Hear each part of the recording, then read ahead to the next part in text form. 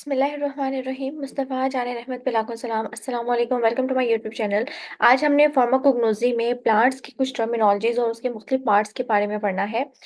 तो सबसे पहले बात करते हैं एक्सेस की। एक्सेस क्या होता है? जो प्लांट का, जो किसी पौधे का मेन तना होता है, जो उसके स्टेम होती है, उसे एक्सेस कहा जाता है। एन्यूलेशन कहते हैं एनुअल रिंग को, जो सालाना रिंग पौधे के, प्लांट के, दरख्त के तने के अंदर बनती है। अगर हम दरख्त के तने को काट के देखें तो उसमें रिंग लाइक स्ट्रक्चर नजर आते हैं। वो रिंग लाइक स्ट्रक्चर बेसिकली क्या होते हैं? वो एनुअल रिंग होती हैं। और वो एनुअल रिंग हमें किसी भी प्लांट की एज के बारे में बताती हैं। फिर आते हैं कॉर्म। कॉर्म जो प्लांट होते हैं, कुछ प्लांट्स होते हैं, उनकी अंडरग्राउंड स्टेम होती है, जो जेर जमीन तना होता है। डिफरेंट किस्म की होती हैं अंडरग्राउंड स्टेम। कॉम्स भी हो सकती हैं, राइजोम्स भी हो सकती हैं। तो कॉम बेसिकली क्या होती है? अंडरग्राउंड स्टेम होती है और इसके अंदर फूड स्टोर होती है प्लांट की। जैसे अरबी हो गई, कोलोकेसिया जिसे कहते हैं। तो अरबी जो है वो अंडरग्राउंड स्टेम का स्टेम होती है, जो फूड स्टोर करती है अपने अंदर। नेक्स्ट आता है एंडोस्पर्म। एंडोस्पर्म किसे कहते हैं?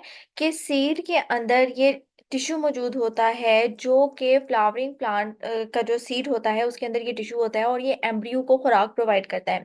अब एम्ब्रियो क्या होता है? जब मेल और फीमेल सेल्स आपस में मिलते हैं तो उनके मिलने के नतीजे में जाइगोट बनता है। उस जाइगोट में सेल डिवीजन होती है और डिवीजन के नतीजे में बनता है एम्ब्रियो।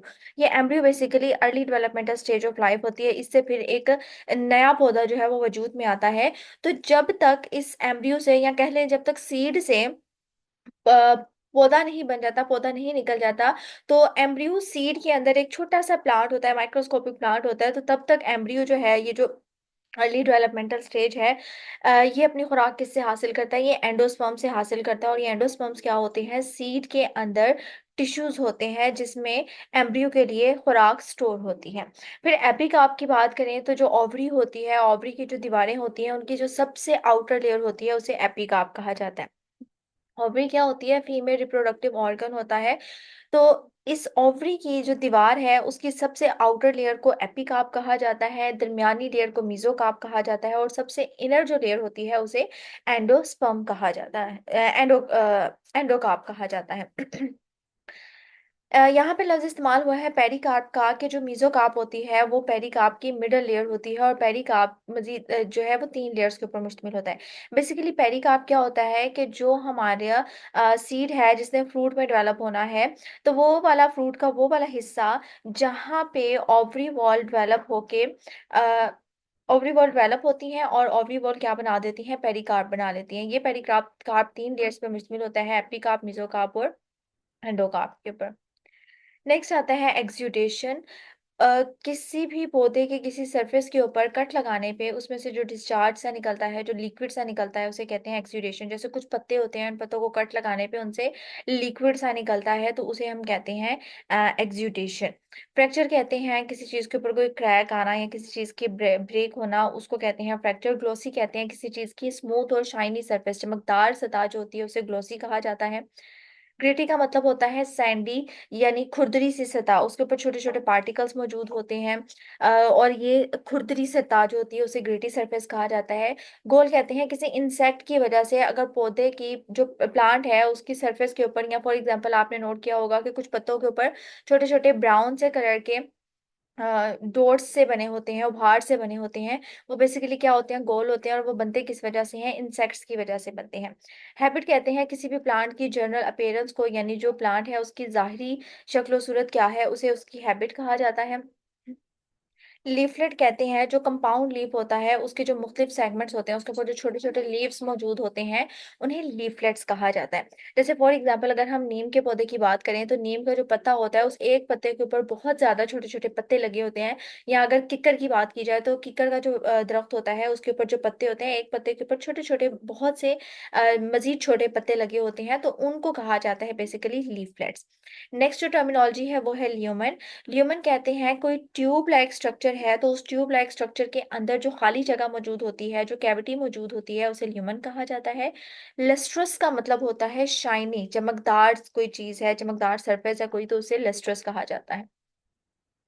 नेक्स्ट आता है म्यूसलेज। म्यूसलेज कहते हैं गमी सिक्रेशन को, चिपचिपी सी जो सिक्रेशन होती है। जैसे फॉर एग्जांपल, सिंपल से अगर इसकी एग्जांपल लें तो जो भिंडी होती है, भिंडी को अगर काटे तो उसमें से गमी सा चिपकने वाला एक मादा सा रिलीज होता है, तो वो बेसिकली क्या होता है, म्यूसलेज होता है। राइजोम भी अंडरग्राउंड स्टेम होती है, जेर जमीन तना होता है। और इस राइजोम के अंदर ये एबिलिटी होती है कि इससे नई स्टेम और एक नया प्लांट जो है वो बन सकता है। इसकी सिंपल सी एग्जांपल में अदरक आ सकती है, जिंजर आ सकती है। जिंजर एक अंडरग्राउंड स्टेम होती है और इसके अंदर भी फूड स्टोर होती है, और इस जिंजर से मजीद आगे स्टेम और प्लांट जो है वो डेवलप हो सकती है। स्ट्रेशन कहते हैं किसी चीज की सरफेस के ऊपर छोटी छोटी बारीक बारीक सी लाइनिंग अगर मौजूद हो तो उसे कहा जाता है स्ट्रिएशन। फिर नेक्स्ट जो टर्मिनोलॉजी है वो है इल्यूशन। इल्यूशन क्या होता है कि एक हमारे पास फॉर एग्जांपल सॉल्यूशन दिया गया है, उस सॉल्यूशन के अंदर से हमने मुख्तलिफ मिक्सचर्स को अलग करना है। तो उन मिक्सचर को अलग करने के लिए हम एक सॉल्वेंट का इस्तेमाल करते हैं, उस सॉल्वेंट को उसके ऊपर से पास करवाते हैं, उससे वॉश करवाते हैं। और सॉल्वेंट का इस्तेमाल करते हुए हम किसी मिक्सचर के अंदर से उसके मुख्तलिफ कंपोनेंट्स को अलग अलग करते हैं, तो इस प्रोसेस को कहा जाता है इल्यूशन। जैसे इसकी सिंपल सी मिसाल आ जाए कि क्रोमेटोग्राफी, क्रोमेटोग्राफी में भी हम किसी सॉल्यूशन के मिक्सचर को अलग करते हैं सॉल्वेंट का इस्तेमाल करते हुए। नेक्स्ट जो टर्मिनोलॉजी है वो आती है इल्यूएंट की। अब इल्यूशन प्रोसेस में क्या हो रहा था कि किसी मिक्सचर में से हमने मुख्तलिफ कंपोनेंट्स को अलग अलग करने के लिए जो टेक्निक इस्तेमाल की थी, जो प्रोसेस लिया था, उसको कहा जाता है इल्यूशन। इल्यूएंट कहते हैं कि जो सॉल्वेंट हम इस्तेमाल करते हैं एक मिक्सचर को अलग अलग करने के लिए, उस सॉल्वेंट को कहा जाता है इल्यूएंट। और इल्यूट कहा जाता है जब हम किसी चीज़ की एक्सट्रैक्शन करते हैं, जिसे किसी चीज़ को सेपरेट करते हैं, तो वो जो एक्सट्रैक्ट हमें हासिल होता है उस प्रोसेस के नतीजे में, वो इल्यूट कहलाता है। नेक्स्ट आते हैं रिंकल। रिंकल कहते हैं झुर्रियों को, स्किन के ऊपर, प्लांट की स्किन के ऊपर, या अगर हम ह्यूमन बींग्स की बात कर लें, हमारी स्किन के ऊपर जब झुर्रियां सी बन जाती हैं तो वो रिंकल कहलाते हैं। एंटीबॉडी अब क्या होती है? एंटीबॉडी बेसिकली हमारी बॉडी के अंदर एक प्रोटीन होती है, ये हमारे इम्यून सिस्टम का हिस्सा होती है। एंटीबॉडी का काम क्या होता है कि बाहर से अगर कोई भी फॉरेन सब्सटेंस बॉडी के अंदर आता है, ऐसा सब्सटेंस जो डिसीज कॉजिंग हो, जो बीमारियां फैलाता हो, तो हमारी बॉडी का इम्यून सिस्टम एक है होता है हमारी बॉडी के अंदर, जो हमें बीमारियों से महफूज करता है। तो जब भी बाहर से कोई बीमारी फैलाने वाला जानदार हमारी बॉडी के अंदर दाखिल होगा, तो हमारा इम्यून सिस्टम एक्टिवेट होगा और हमारा इम्यून सिस्टम उसके जवाब में एक प्रोटीन बनाएगा, जिसे एंटीबॉडी कहा जाता है। ये एंटीबॉडी वाई शेप की एक प्रोटीन होती है, जो क्या करती है, बाहर से आने वाले फॉरेन सब्सटेंस को, जो डिसीज कॉजिंग है, उसको डिटेक्ट करती है। डिटेक्ट करने के बाद उसको किल करती है, और किल करके उसको अपनी मेमोरी में स्टोर कर लेती है कि इन केस फ्यूचर में अगर सेम सब्सटेंस हमारी बॉडी के अंदर इंटर होता है, तो हमारे इम्यून सिस्टम को ज़्यादा काम नहीं करना पड़ेगा, ये एंटीबॉडी जल्दी से रिलीज होके हमें उस बीमारी से, उस माइक्रो ऑर्गेनिज्म से, या उस डिसीज कॉजिंग ऑर्गेनिज्म या पैथोजन से महफूज कर देती है। इस एंटीबॉडी को इम्यूनोग्लोबिन भी कहा जाता है। ऑटोइम्यून क्या होता है कि इम्यून सिस्टम का काम होता है कि ये बाहर से आने वाले डिसीज कॉजिंग एजेंट, जिन्हें हम पैथोजन भी कहते हैं, या एंटीजेंस जो होते हैं, उनसे हमारी बॉडी को महफूज करता है, मुख्तलिफ बीमारियों से बचाता है। लेकिन बाज़ औक़ात हमारा इम्यून सिस्टम क्या करता है, ये मिस्टेक करता है। इसे मिस्टेक क्या होती है कि ये अपने ही सेल को समझ लेता है कि ये हमारी बॉडी के एनिमीज हैं, हमारी बॉडी के दुश्मन हैं, और हमारा इम्यून सिस्टम अपनी ही बॉडी के जो नॉर्मल सेल्स होते हैं उनके ऊपर अटैक करना स्टार्ट कर देता है। जब वो अपने ही बॉडी के ऊपर अटैक करना स्टार्ट कर देता है, अपनी बॉडी के टिश्यूज पे अटैक करना स्टार्ट कर देता है, तो इस किस्म की जो डिसीज होती है, इस किस्म की जो बीमारी होती है, जो इम्यून सिस्टम के नॉर्मल सेल के ऊपर अटैक करने की वजह से होती है, उसे ऑटो इम्यून डिसीज कहा जाता है। अब इम्यून सिस्टम क्या होता है, इसे हम दिफाई निज़ाम भी कह सकते हैं बॉडी का, मुदाफ़ती निज़ाम भी कह सकते हैं। इम्यून सिस्टम बॉडी के अंदर एक ऐसा सिस्टम होता है जो हमारी बॉडी को प्रोटेक्ट करता है बाहर से आने वाले माइक्रो ऑर्गेनिज्म से, जिसमें बैक्टीरिया हो सकते हैं, वायरसेस हो सकते हैं, pathogens, disease causing micro organisms वगैरह, या वो सब्सटेंसेस जो हमारी बॉडी के लिए हार्मफुल हो सकते हैं। इम्यून सिस्टम हमें उससे हिफाजत प्रोवाइड करता है। एंटीजन होती है कोई भी बाहर से आने वाला सब्सटेंस जो हमारी बॉडी में इंटर होके हमारी बॉडी में बीमारियां फैला सकता है। और ये एंटीजन जब हमारी बॉडी के अंदर इंटर होता है, तो ये हमारे इम्यून सिस्टम को ट्रिगर करता है, इम्यून सिस्टम को एक्टिवेट करता है कि अब बाहर से कोई सब्सटेंस आ गया है। तो इम्यून सिस्टम फिर क्या करता है, इसके रिस्पॉन्स में एंटीबॉडी बनाना स्टार्ट कर देती है, और वो एंटीबॉडी आके फिर इस एंटीजन को किल कर देती है। अब क्रूड ड्रग क्या होती है? एक होती है ड्रग, एक होती है क्रूड ड्रग। ड्रग का मतलब होता है कोई भी ऐसा सब्सटेंस जो किसी बीमारी के इलाज के लिए, दर्द से निजात के लिए, किसी बीमारी की शिनाख्त वगैरह के लिए इस्तेमाल हो रही हो, उसे ड्रग कहा जाता है। क्रूड ड्रग क्या होती है? क्रूड का मतलब होता है खाम। ड्रग्स मीन अद्वियात। खाम अद्वियात से मुराद है ये ऐसी ड्रग्स होती हैं जो अनप्रिपेयर्ड होती हैं, गैर तैयारशुदा होती हैं और अनरिफाइंड होती है, यानी इसके ऊपर हमने कोई प्रोसीजर अप्लाई नहीं किया होता। हम डायरेक्टली इसे प्लांट के किसी पार्ट से हासिल करते हैं और डायरेक्टली इस्तेमाल कर लेते हैं। जैसे हमारे पास जो मेडिकल स्टोर्स वगैरह पे मेडिसिन इस्तेमाल हो रही है, पेनाडोल होगी, पैरासीटामोल होगी, वो हमारे पास ड्रग्स हैं जो एक प्रॉपर प्रोसीजर के जरिए से बन के हमारे पास हासिल हुई है और हम उसे किसी बीमारी के इलाज के लिए इस्तेमाल करते हैं। लेकिन क्रूड ड्रग बेसिकली क्या होती हैं? हम इसके ऊपर कोई केमिकल प्रोसीजर अप्लाई नहीं करते, इसकी बकायदा तैयारी नहीं करते। जैसे फॉर एग्जांपल डिजिटालिस एक प्लांट है, ये प्लांट दिल की बीमारियों के लिए इस्तेमाल होता है। तो डिजिटालिस का जो लीव्स है वो बेसिकली ड्रग के तौर पे इस्तेमाल होता है। तो अगर हम डिजिटालिस के लीव्स को डायरेक्टली इस्तेमाल कर ले तो वो लीव्स क्या होंगे? वो क्रूड ड्रग में आएंगे। नेक्स्ट आता है एनाल्जेसिक्स। एनाल्जेसिक्स ऐसे सब्सटेंसेस होते हैं जो पेन किलर्स होते हैं, दर्द से निजात दिलाते हैं।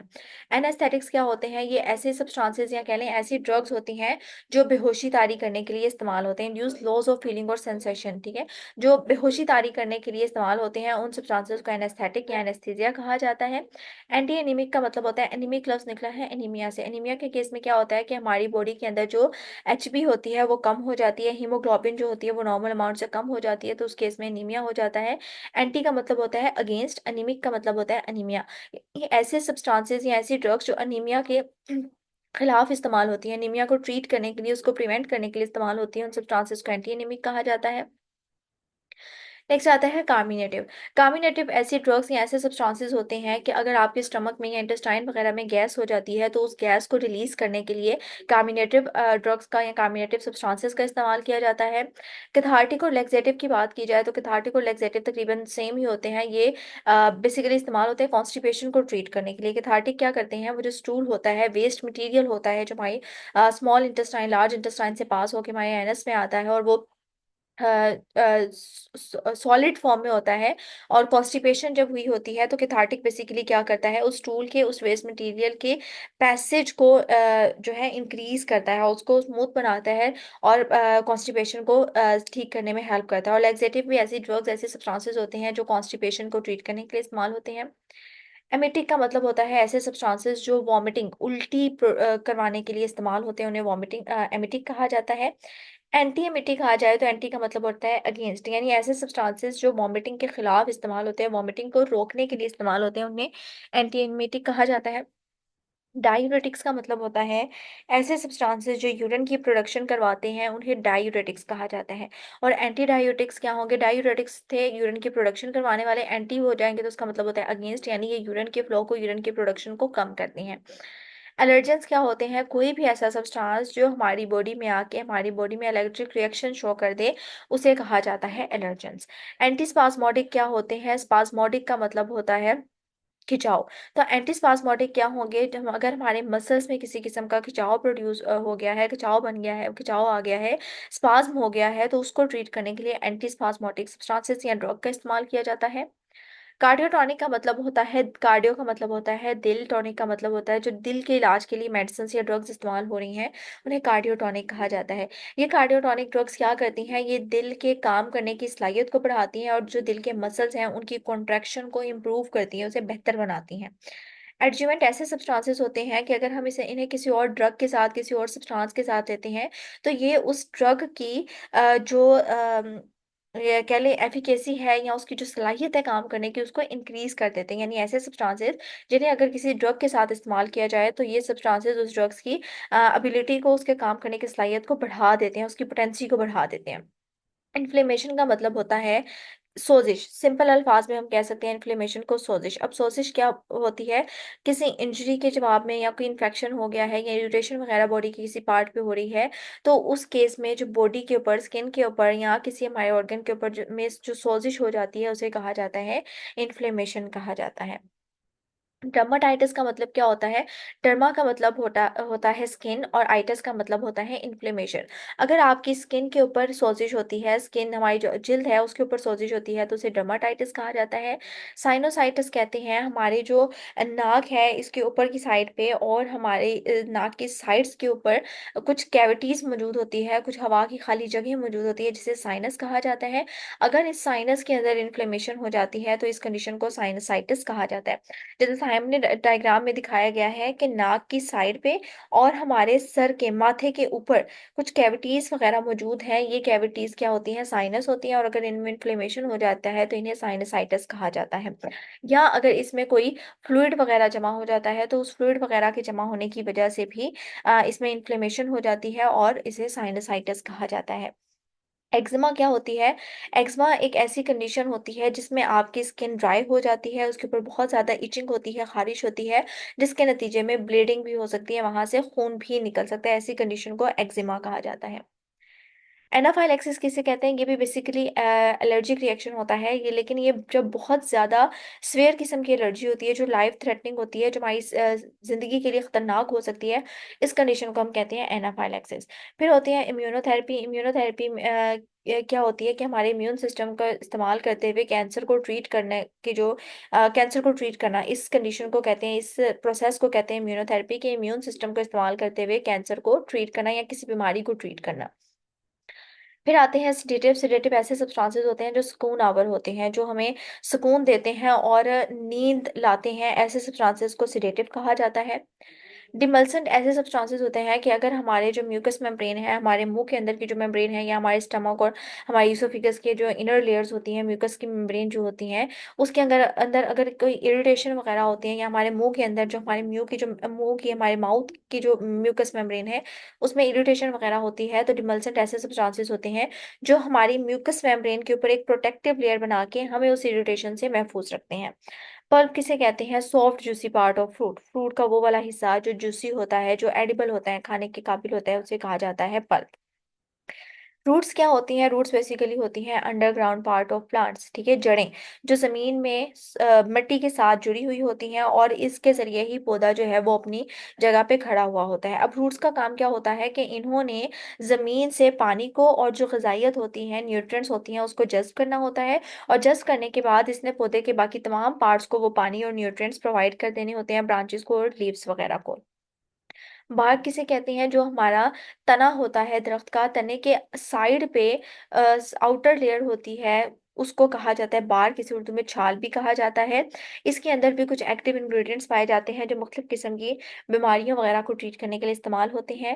हर्ब किसे कहते हैं? अब अगर हम बॉटनी की ज़ुबान में बात करें और अपनी मेडिसिन की ज़ुबान में बात करें तो हर्ब की अलग अलग डेफिनेशन होगी। अगर हम सिंपली बॉटनी की ज़ुबान में बात करें, बॉटनी किसे कहते हैं? Study of plant. तो बॉटनी की लैंग्वेज में हर्ब ऐसा प्लांट होता है जिसके अंदर वुडी स्टेम मौजूद नहीं होती, यानी जो हमारा तना होता है, सख्त तना होता है, इन हर्ब्स के अंदर वो तना मौजूद नहीं होता। लेकिन अगर हम मेडिसिनल हर्ब की बात करें तो मेडिसिनल हर्ब का मतलब है जड़ी बूटियां, हम इसे कह सकते हैं, हर वो चीज़, पौधे का हर वो हिस्सा जो किसी बीमारी को ट्रीट करने के लिए इस्तेमाल हो रहा है, जो मेडिसिन के तौर पे इस्तेमाल हो रहा है, चाहे पौधे का वो हिस्सा रूट है, जड़ है, वो अगर बीमारी को ट्रीट करने के लिए इस्तेमाल हो रहा है मेडिसिन के तौर पे तो वो हर्ब होगी। अगर पौधे का फ्लावर इस्तेमाल हो रहा है किसी चीज़ को ट्रीट करने के लिए तो वो मेडिसिनल हर्ब होगी। अगर पौधे का सीड इस्तेमाल हो रहा है किसी बीमारी को ट्रीट करने के लिए तो वो भी क्या होगी? हर्ब होगी। तो बॉटनी की ज़ुबान में हर्ब कहते हैं ऐसे प्लांट को जिसके सख्त तना नहीं होता। लेकिन अगर हम मेडिसिन की लैंग्वेज में देखें तो हर्ब ऐसी सब्सटेंसेस होते हैं, पौधे का ऐसा पार्ट जो किसी बीमारी को ट्रीट करने के लिए इस्तेमाल होता है, उसे मेडिसिनल हर्ब कहा जाता है।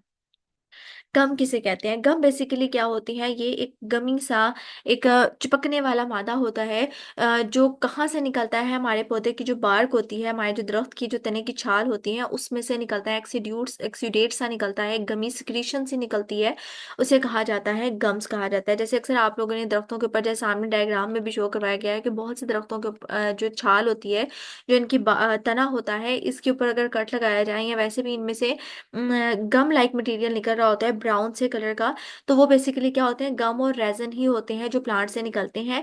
अब गम्स की जो प्रॉपर्टी होती है वो क्या होती है? ये शुगर पॉलीसेक्राइड के बने होते हैं, लॉन्ग चेन ऑफ पॉलीसेक्राइड होती है, और ये पानी में हल हो सकते हैं, सोलेबल इन वाटर। लेकिन रेजन में क्या फर्क होता है? ये सॉलिड होते हैं, हाईली विस्कस से, गाढ़े से सब्सटेंस होते हैं जो प्लांट से ही निकलते हैं।